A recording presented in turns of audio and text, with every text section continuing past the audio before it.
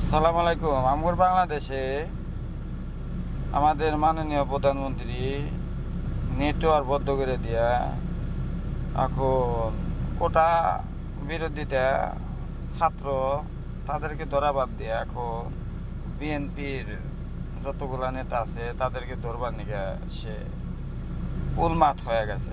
তাদেরকে ধরিয়া বইরিয়া পরে মনে করেন যে নেটওয়ার্ক দিব, এতে বিদেশি মিডিয়াগুলা জানি না জানে, বুঝছেন?